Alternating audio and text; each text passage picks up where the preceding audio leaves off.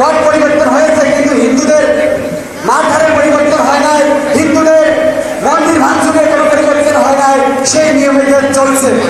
আওয়ামী লীগ আমাদেরকে গোলাম বানিয়ে রেখেছিল, অন্যান্য রাজনৈতিক দল আমাদেরকে সেই পথেই এগিয়ে নিয়ে যাচ্ছে। আপনারা তার প্রমাণ দেখতে পাচ্ছেন। বিভিন্ন রাজনৈতিক দল আমাদেরকে তাদের দলের কি পরিমাণ প্রতিনিধিত্ব নিশ্চিত করছে। আমরা যদি বলি 1947 সালে যখন ভারতবর্ষ বিভক্ত হয়, তার পূর্বে ভারতের সংখ্যালঘুদের জন্য সংরক্ষিত আসনের ব্যবস্থা ছিল। তখন 1909 লর্ড মিন্টো তখন ভারতের মুসলমানদের জন্য সেপারেশন ইলেকশন এবং সংরক্ষিত আসন দিয়েছিল, যা 1972 সংবিধানে রাখার প্রয়োজন ছিল, কিন্তু হয়নি। আজকে যদি দেখেন আমাদেরকে বলা হয় আমরা ভারতের দালাল। আপনি যদি ইতিহাস ঘেঁটে দেখেন, বাংলাদেশে 2200 জমিদারের মধ্যে ছিল 1900 জমিদার ছিল হিন্দু, 1900 জমিদার ছিল হিন্দু, আর 200 সামথিং ছিল মুসলিম জমিদার। আজ আমাদের বলা হয় আমরা নাকি এই দেশের সন্তান না, আমরা নাকি ভারতের দালাল। আমরা ভারতের দালাল নয়, আমরা পাকিস্তানের দালাল নয়, আমরা এই দেশের ভূমিপুত্র, এই দেশে জন্মগ্রহণ করেছি। আমরা কোনো দেশ থেকে এসে জুড়ে বসি নাই। যদি দেখেন আজকে সরকার সংস্কার কমিশন করতেছে, সংস্কার কমিশন আমাদের কোনো হিন্দু প্রতিনিধিত্ব নাই। আজকে যদি দেখেন রাষ্ট্রের টাকায় মডেল মসজিদ হয়, রাষ্ট্রের টাকায় কিন্তু মডেল মন্দির হয় না।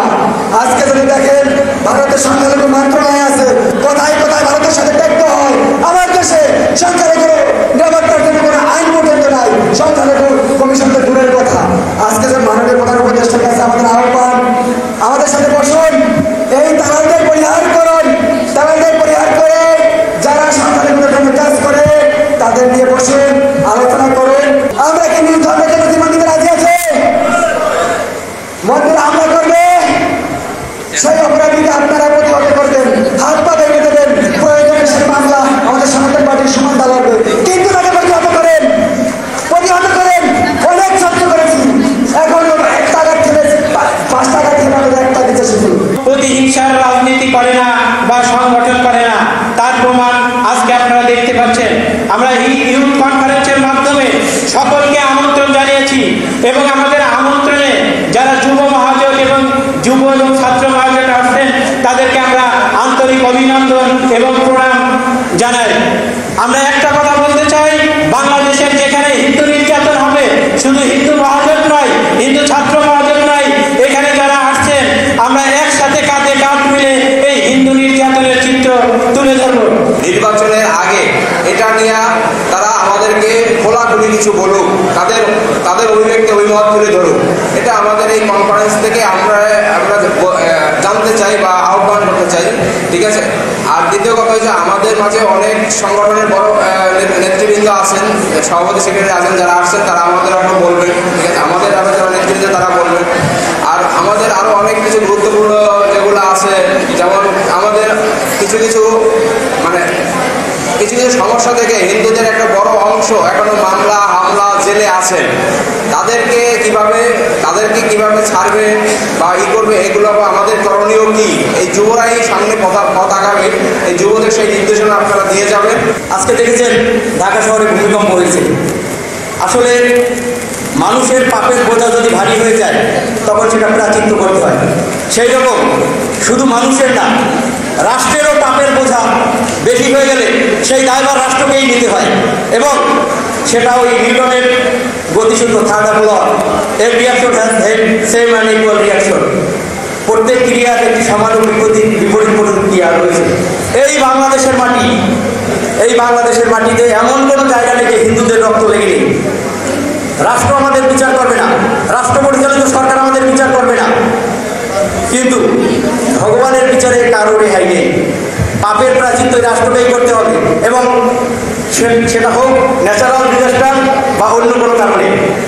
আমি এই আশায় থাকি, এই যারা পাপী, যারা পাপ করছে তাদের প্রাচিত্য এদেশের আমাদের সনাতনী সমাজ করতে পারবে না, কিন্তু তাদের যেন এভাবেই বিচার হয়, আরও যেন ধ্বংসাত্মক কিছু হয়, আমি এটাই আশা করি। ধন্যবাদ। নানা রকম প্রতিবন্ধকতার মুখোমুখি, যেমন শিক্ষা প্রতিষ্ঠানে বৈষম্য, নিরাপত্তা সমস্যা, সাংস্কৃতিক মূল্যবোধ অবলম্বন। এই অবস্থায় আমাদের সংগঠনের দায়িত্ব হিন্দু ছাত্র মহাজোট ঐক্য সৃষ্টি করা, হিন্দু সংস্কৃতি রক্ষা করা, জাতীয় ঐক্য সম্প্রীতির মধ্যে আমাদের অবস্থানকে আরো শক্তিশালী হিসাবে গড়ে তোলা। আমাদের ভবিষ্যৎ পরিকল্পনা প্রতিটি জেলা শাখা গঠন, শিক্ষা, নেতৃত্ব, প্রশিক্ষণ ও কর্মশালা, ধর্মীয় উৎসব ও সামাজিক উদ্যোগে অংশগ্রহণ, সম্প্রীতির বার্তা ছড়িয়ে দেওয়া। পরিশেষে আমরা হিন্দু ছাত্র মহাজোট, এর চেয়ে বড় কথা আমরা বাংলাদেশের নাগরিক। আমাদের দেশে ধর্ম রক্ষা, মানবতা বিভাজন, ঐক্য সবকিছু মিলিয়ে চলতে হবে।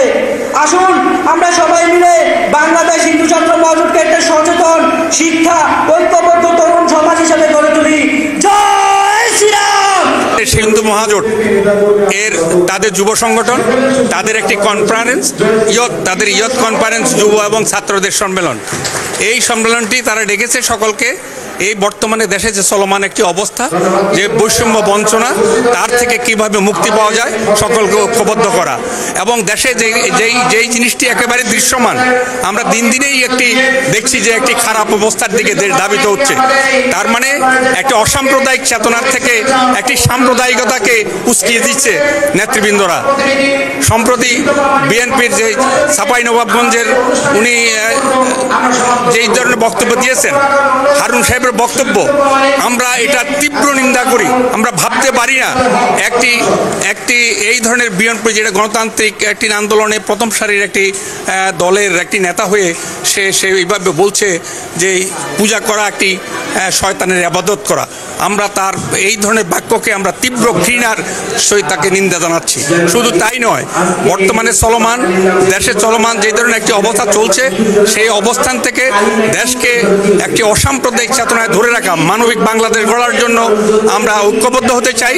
প্রত্যেক সনাতনী এবং এখানে বৌদ্ধ, খ্রিস্টান সকলকে মিলেমিশে আমরা এদেশে বৃহত্তর জনগোষ্ঠী যে মুসলিম সম্প্রদায়, তাদের ভিতরে মানবিক লোকদের সকলের সাথে মিলিতভাবে আমরা এই দেশটাকে সামনের দিকে এগিয়ে নিতে চাই এবং এই দেশের যে বর্তমান চলমান অবস্থান থেকে পরিত্রাণ পেতে চাই। বর্তমান সরকারের বিভিন্ন রকম বৈষম্য বঞ্চনায় আমরা অতিষ্ঠ। তারা যেভাবে দিন দিন আমরা দেখছি বিভিন্ন কর্মকাণ্ড তারা করছেন সরকার, সেই সরকারের ভিতরে বিভিন্ন রকম কর্মকাণ্ডে, রাজনৈতিক কর্মকাণ্ডে এদেশের সনাতনীরা, এদেশের হিন্দু জনগোষ্ঠী, এদেশের বৌদ্ধ জনগোষ্ঠী, খ্রিস্টান সম্প্রদায় কোনো রকম মূল্যায়ন করা হচ্ছে না। সামনে নির্বাচন, এই ধরনের অবস্থায় যদি নির্বাচন সামনে রেখে যে দেশে যে ধরনের চলমান অবস্থা, হিন্দুরা আদৌ ভোট কেন্দ্রে যেতে পারবে কিনা আমাদের কাছে সন্দেহ জন্মিচ্ছে। তাই আমরা চিন্তিত, আমরা আতঙ্কিত। আমরা চাই এর থেকে একটা পরিত্রাণ, একটা দেশের নাগরিক হয়ে যেন এই ধরনের একটা অবস্থাতে যেন আমরা মুক্তি পাইতে পারি, যা দেশের জন্য মঙ্গল হবে এবং সরকারের তার প্রতি দৃষ্টি দেওয়া দরকার। এটাই আজকে আমাদের এই ইয়ত কনফারেন্সে আপনারা দেখেন বিভিন্ন দেশ থেকে আসছে, ছেলেবেলারা আসছে, সকলের মনে ভীষণভাবে অনেক ক্ষোভ জন্মিয়েছে, অনেক দুঃখ জন্মিয়েছে বিভিন্ন রকম মুক্তিতে। আমরা এটাই লক্ষ্য করছি।